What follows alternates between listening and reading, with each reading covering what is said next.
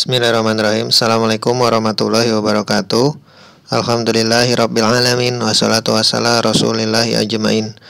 Pada video kali ini saya ingin menjelaskan pengayaan mata pelajaran Administrasi Sistem Jaringan atau biasa disingkat ASJ semester genap kelas 11 Teknik Komputer dan Jaringan. Nah, ini ada beberapa materinya, insya Allah nanti akan saya share di grup WhatsApp. Pada semester 2 ada 4 materi yang harus disampaikan atau yang harus dikuasai, yaitu tentang web server, DNS server, database server, dan mail server ya. Ini adalah kompetensi dasar pada semester 2 dan ini kompetensi dasar ini dikeluarkan oleh Kementerian Pendidikan dan Kebudayaan Nasional ya. Baik, pada materi pertama web server, saya mengambil materi dari blog Niaga Hoster ya, yang saya sudah PDF-kan.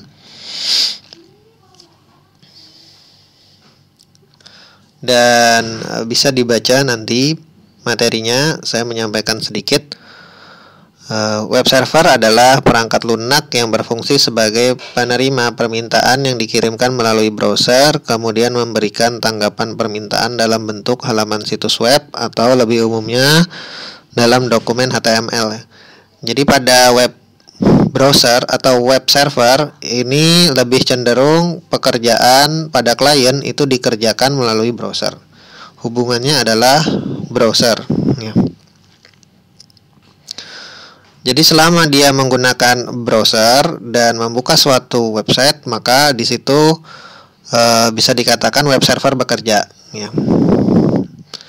Dan seringkali memang web server itu pada kliennya adalah browser ya. Tidak mungkin layanan ini, web server ini dibuka di selain browser ya. Selalu digunakan kliennya adalah browser. Kemudian web server ini juga menggunakan protokol yang namanya adalah HTTP, Hypertext Transfer Protocol. Dia menggunakan port 80 ya. Sebelumnya saya juga membuat ringkasan tentang port.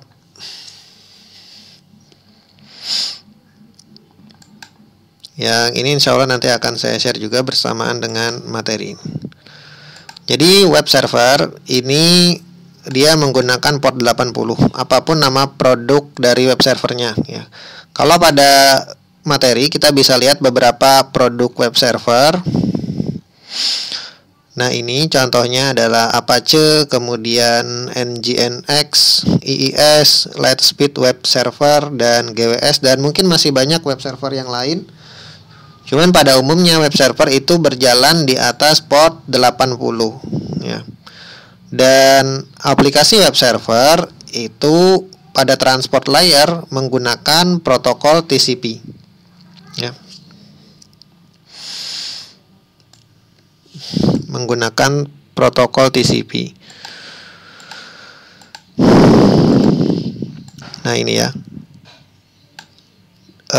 Sehingga web server itu diharapkan dia connection oriented ya. Artinya karena dia menggunakan protokol TCP, maka segala sesuatu yang dikirim harus semuanya sampai. Kalau misalnya ada yang tidak dikirim atau ada yang tidak sampai, maka akan dikirim ulang.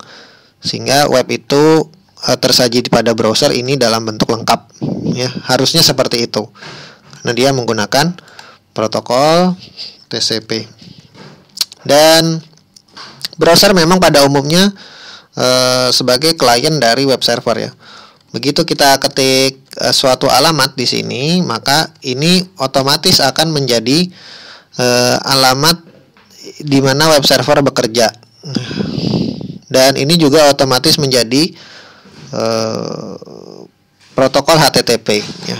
Protokol HTTP. Nah, di sini kelihatan ya. Kalau kita klik-klik 2 kali pada Google Chrome, ada kelihatan di sini nama protokolnya HTTP atau TTPS ya.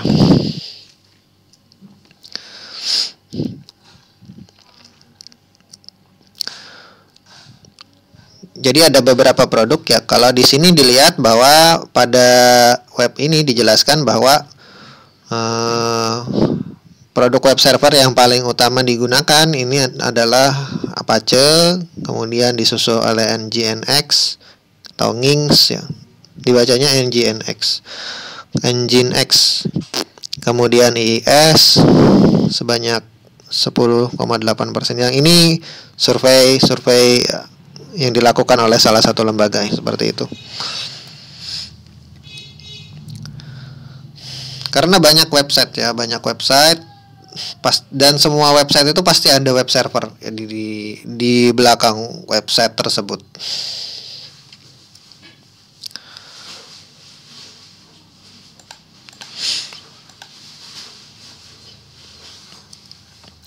Baik, bisa dibaca ada di sini keunggulan dan kelemahan, mungkin keunggulan masing-masing web server yang populer.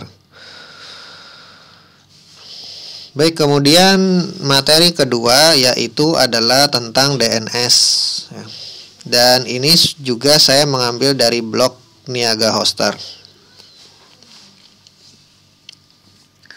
DNS itu singkatan dari Domain Name System ya, atau seringkali juga ada yang menyebutkan Domain Name Server ya. Ada perbedaan pendapat antara singkatan atau kepanjangan dari DNS ya. Cuman itu tidak jadi masalah, yang jelas fungsinya tidak ada perbedaan pendapat ya. Singkatnya di sini dijelaskan bahwa DNS adalah sebuah sistem yang mengubah URL website dalam bentuk IP address. Tanpa DNS, Anda harus mengetikkan IP address secara lengkap ketika ingin mengunjungi sebuah website ya. Jadi DNS berfungsi untuk menerjemahkan IP ke domain ya. Seperti ini, google.com ini adalah nama domain ya. Google.com ini adalah nama domain, dan nama-nama website yang pernah kita kunjungi itu rata-rata pasti menggunakan domain ya. Misalnya apalagi ya, youtube.com ini juga nama domain ya. Kalau kita misalnya tidak menggunakan domain, maka kita harus menggunakan IP.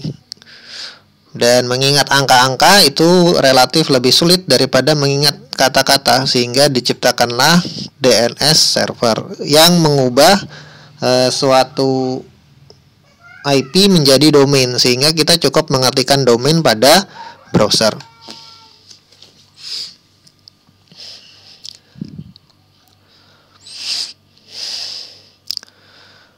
Baik, salah satu produk dari DNS atau aplikasi DNS itu adalah bin9 ya. Di sini tidak dituliskan ya. Cuman di sini dituliskan cara kerja DNS seperti apa, namun tidak dituliskan software DNS atau aplikasi dari DNS. Dan ini saya sebutkan bahwa aplikasinya adalah bin9. Mungkin di sini saya tambah. Baik, kemudian DNS ini menggunakan port 53 ya, 53. Sini saya tulis ya. Ini adalah aplikasi DNS ya, menggunakan port 53 dan dia berjalan pada transport layer menggunakan protokol TCP dan UDP sekaligus. Jadi ada aplikasi yang menggunakan keduanya, protokol ini keduanya.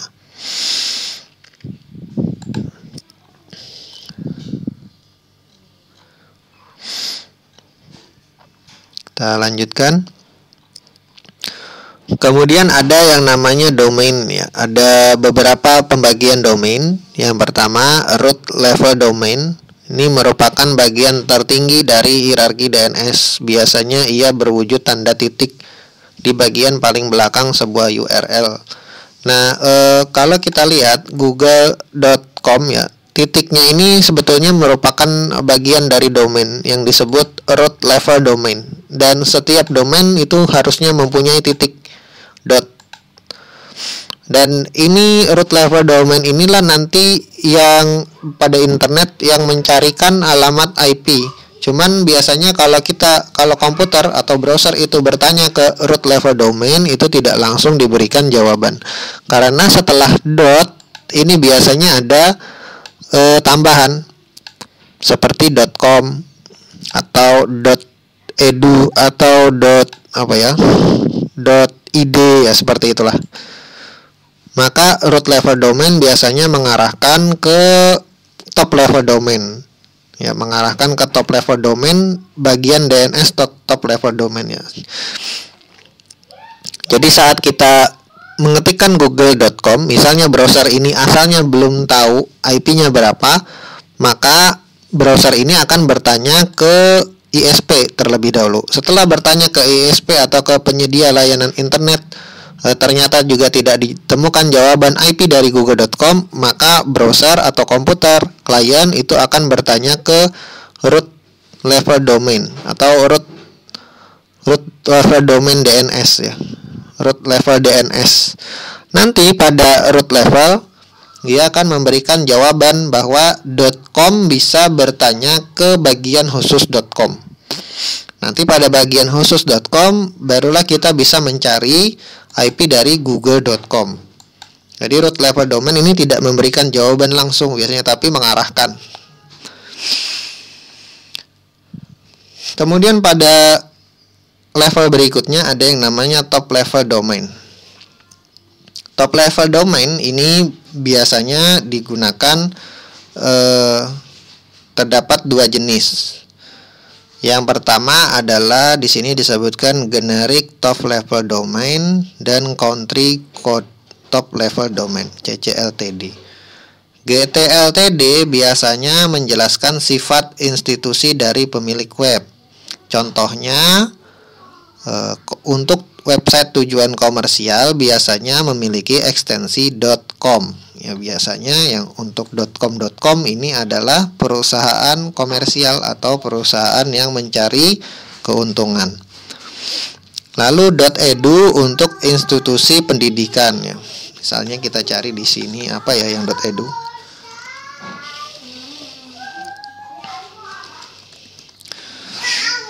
ACID, kita cari yang .edu.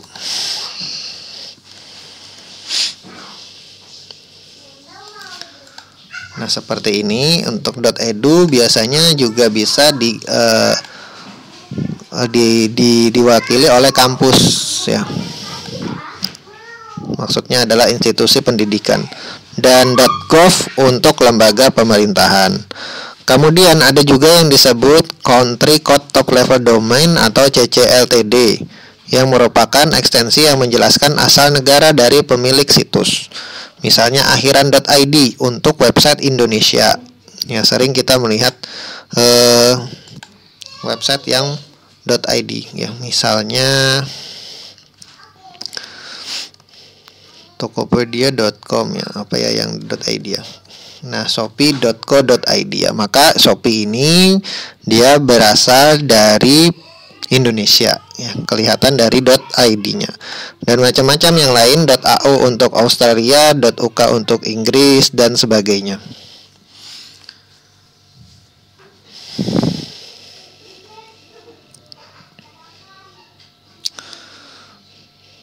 Dan berikutnya ada pembagian domain lagi ya, bisa dibaca, dan kalau ada yang ingin ditanyakan bisa ditanyakan di WA pribadi atau WA group. Saya lanjutkan ke materi berikutnya, yaitu tentang di sini ada juga record ya. Ada juga yang namanya record.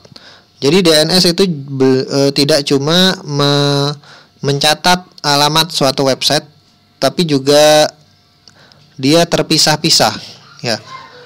Jadi dalam bentuk catatannya itu bisa terpisah-pisah. Ada pengelompokan lagi. A record ya, biasanya ini dicatat untuk menyimpan website asli ya. Misalnya shopee.co.id, IP-nya sekian ya, seperti itu. Ini untuk website asli ya.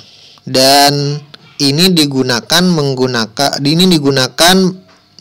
pada untuk menyimpan IP versi 4 ya. Jadi di internet ini bukan cuma IP versi 4 yang beredar, tapi juga IP versi 6.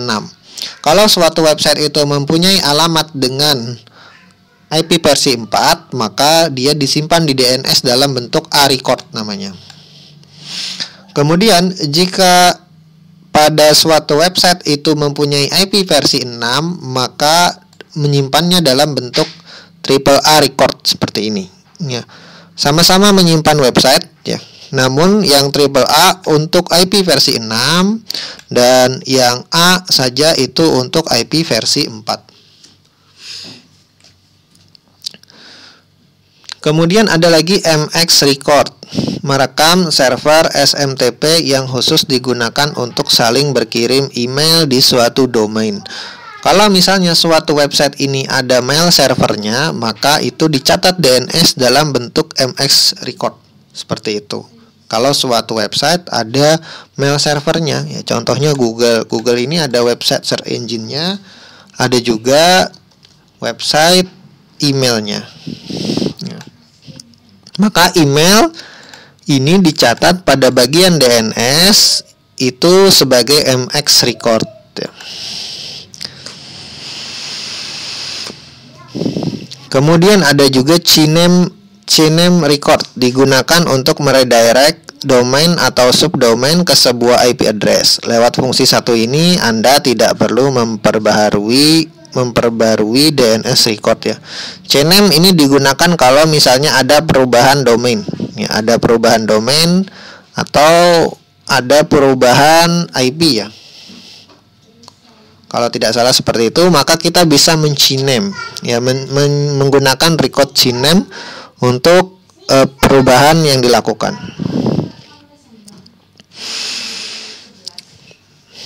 Dan record-record yang lain bisa dibaca, cuman yang seringkali kita tahu, yang harus kita tahu adalah yang 4 ini ya, yang utama.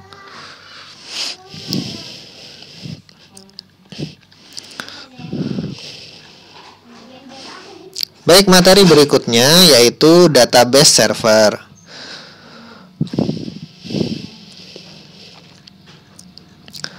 Dan ini saya ambil dari blog keywords.com. Database atau bisa disebut basis data adalah kumpulan data yang disimpan secara rapi dan sistematis dalam komputer yang bisa diolah dengan menggunakan program aplikasi database sehingga bisa menghasilkan suatu informasi. Dan database ini biasanya dipakai pada berbagai macam aplikasi ya. Contohnya web. Web ini pasti ada, hampir pasti ada database-nya ya. Contohnya misalnya apalagi kalau web seperti marketplace ya, misalnya Tokopedia. Maka untuk menyimpan data-data user, kemudian data-data yang lain ya, data-data user, data-data gambar-gambar seperti ini semuanya disimpan di database server ya, tempat penyimpanan data. Berbeda lagi dengan web servernya. Web servernya memang bersifat menampilkan websitenya, namun data-data disimpan di dalam database ya. Bisa jadi terpisah servernya. Server database terpisah dengan server web, bisa jadi juga dia jadi satu ya. Sama halnya dengan YouTube ya. Ini semua video ada tempat penyimpanannya, dan tempat penyimpanannya itu juga di dalam database ya. Seringkali database digunakan untuk tempat penyimpanan seperti itu. Singkatnya. Kemudian di sini ada daftar 10 database populer. Menurut website blog ini ada yang pertama, jadi kalau dalam database produknya juga macam-macam ya. Sedangkan DNS tadi produknya yang kita kenal itu bin9 ya. Sebenarnya juga macam-macam ya. Cuman yang kita pelajari adalah bin9. Kemudian database ini karena produknya macam-macam, namun berbeda halnya dengan web server. Web server produknya macam-macam, tapi portnya tetap 80. Kalau database ini produknya macam-macam, portnya berbeda-beda. Ya, portnya berbeda-beda dan menggunakan transport layer yang berbeda-beda pula. Ya. Contohnya MySQL ini menggunakan transport layer TCP dan UDP dengan port 3306.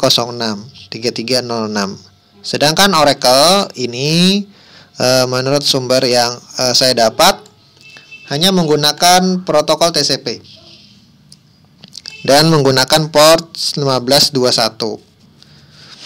Demikian juga database yang lain, Microsoft SQL Server menggunakan TCP dan UDP, portnya 1433. PostgreSQL menggunakan TCP dan UDP, portnya 5432. Dan yang banyak dipakai sebetulnya kalau menurut pengalaman saya ini adalah database MySQL atau sekarang bisa juga disebut MariaDB.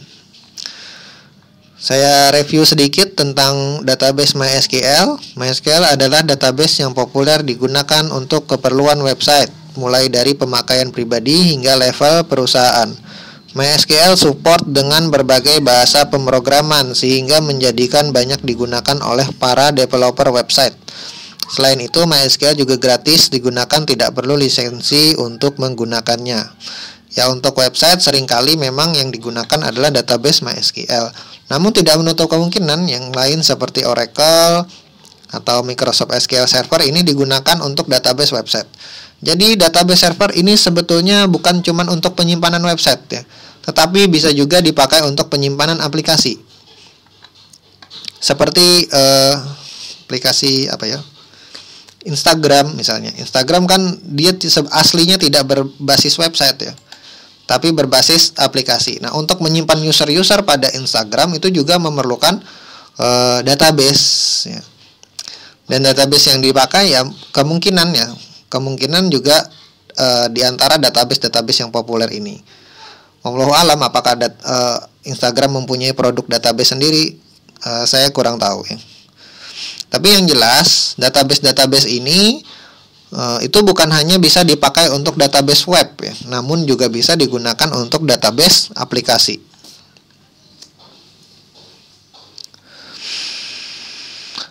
Saya lanjutkan ke materi berikutnya yang terakhir, yaitu tentang mail server. Dan ini saya ambil dari blog Niaga Hoster.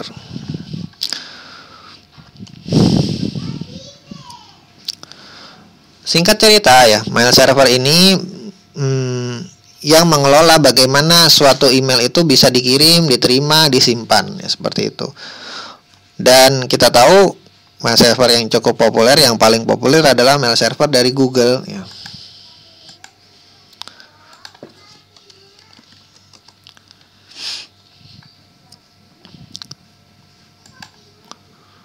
Nah, ini adalah mail server ya dari Google. Namun bisa juga suatu website itu mempunyai mail server sendiri ya, untuk mungkin keperluan bisnis atau tidak ingin menggunakan Google ya, karena supaya lebih kalau mail server sendiri kan bisa dikelola sendiri dan sebagainya, dan ya mungkin kelihatan lebih prestisius ya, lebih eksklusif.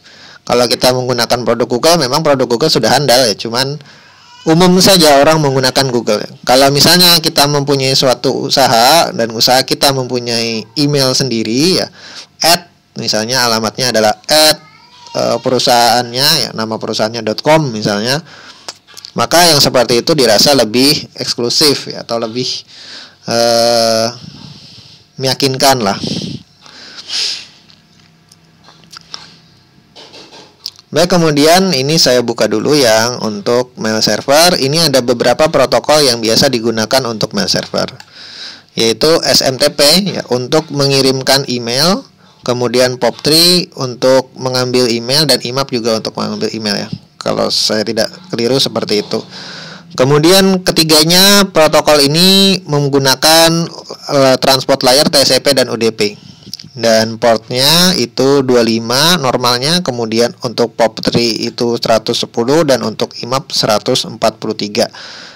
Dan ini bukan tiga protokol ini bukan produk ya, namun ini merupakan satu kesatuan dari mail server. Kecuali untuk POP3 dan IMAP ini mungkin merupakan pilihan ya, protokol pilihan, tapi untuk SMTP ini dia jadi satu ya. Ini bisa dikatakan mail server ketiganya ini. Dan contoh produk mail server itu adalah Postfix ya. Berbeda halnya dengan database server yang ini satu produk ya, ini satu produk, ini satu produk ya, berbeda pengembang. Sedangkan mail server ini jadi satu kesatuan ya. Jadi satu kesatuan.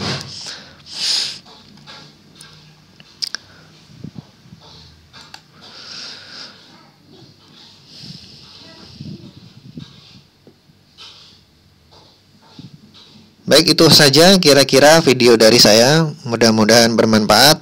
Semoga berhasil pada penilaian akhir semester, akhir tahunan. Terima kasih atas perhatiannya. Salah hilaf saya mohon maaf. Subhanakallah wa bihamdik, asyhadu an la ilaha illa anta, astaghfiruka wa atubu ilaik. Assalamualaikum warahmatullahi wabarakatuh.